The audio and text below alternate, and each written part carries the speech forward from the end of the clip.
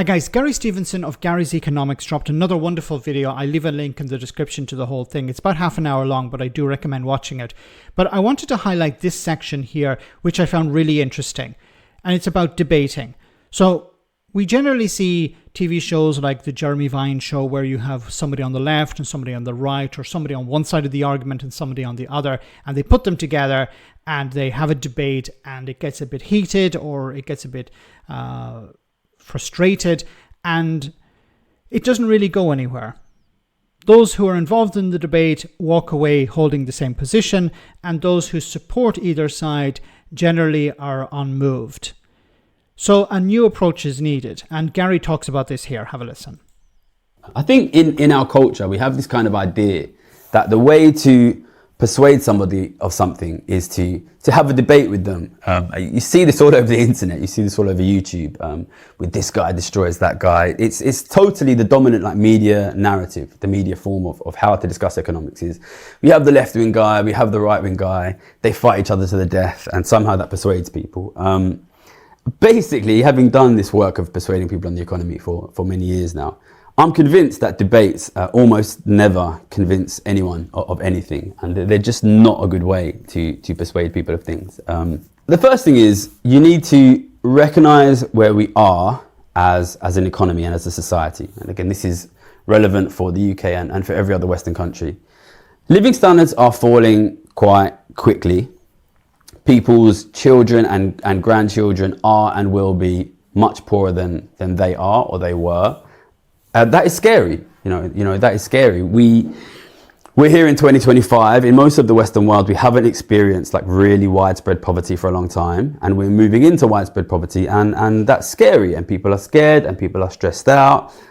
People don't know why it's happening. People don't know what to believe, and people are scared. People are told the problem is foreigners. People are told the problem is immigrants, and really, there's not a lot of good economics education. People are running around.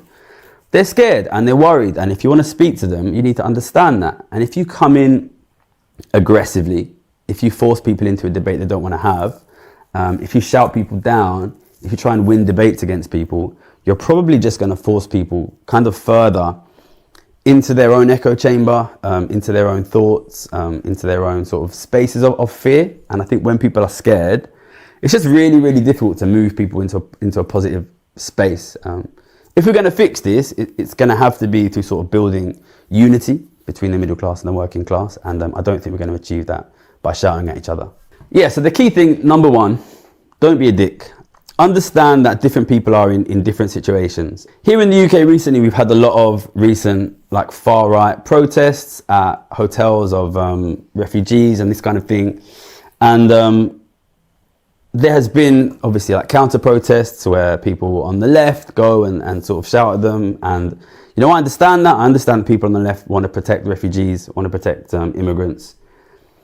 It's important to recognize that people who might not be on the same side as you are scared, and they're in an economically difficult situation, and in many cases they're struggling to look after their kids. They're worried about their kids' futures. They're being told the problem is foreigners. They're being told the problem is immigrants. I think the problem is growing inequality. I think the problem is billionaires. But you're not going to persuade these people just by going down and shouting at them. You need to be able to be compassionate to people who are in different situations than you. That means they might be getting different ideas from the media. They might be in different financial positions. When I talk about the economy, I'm always very aware that I am a rich person. I don't need to worry about paying the bills. If I'm talking to somebody who's not in that situation, I need to recognize that they're in a different position. If you're a poorer person and you're talking to a richer person, you need to recognize when you're talking about things like taxing the rich, they're going to be scared you're thinking about taxing them. The situation of a poor person is super different to the middle class. Obviously, the middle class don't have this problem of worrying about paying the bills, of worrying about feeding their kids. But the middle class is also being squeezed here. They're worried about things like, will my kids be able to live the same kind of life that I did? Will my kids be able to afford a home? Will my kids be able to afford a family?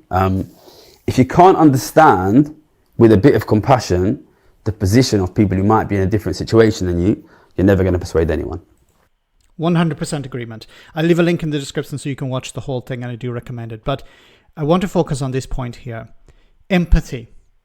empathy for the situation. You don't have to show empathy for the individual, but you have to show empathy for the situation.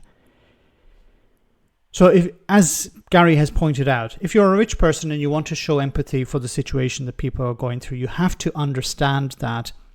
And that empathy has to be true.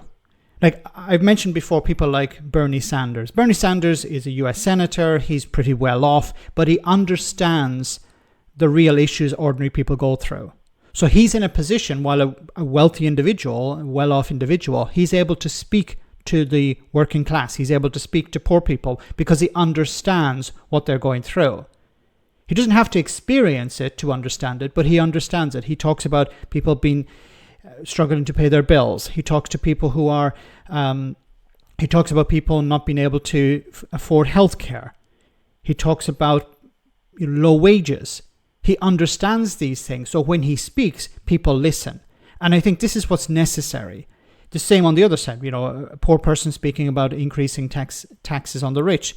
They have to understand that rich people don't like to pay taxes, and they certainly don't like to see their taxes in general. Not all rich people, but generally they don't like to see those taxes going to fund poor people. I've mentioned before, a narrative that needs to be pushed is for the rich, they need to understand that if poor people are not able to get by, if the middle class disappears, there will be nobody left to buy their products, to buy their services, the things that actually made them rich in many cases.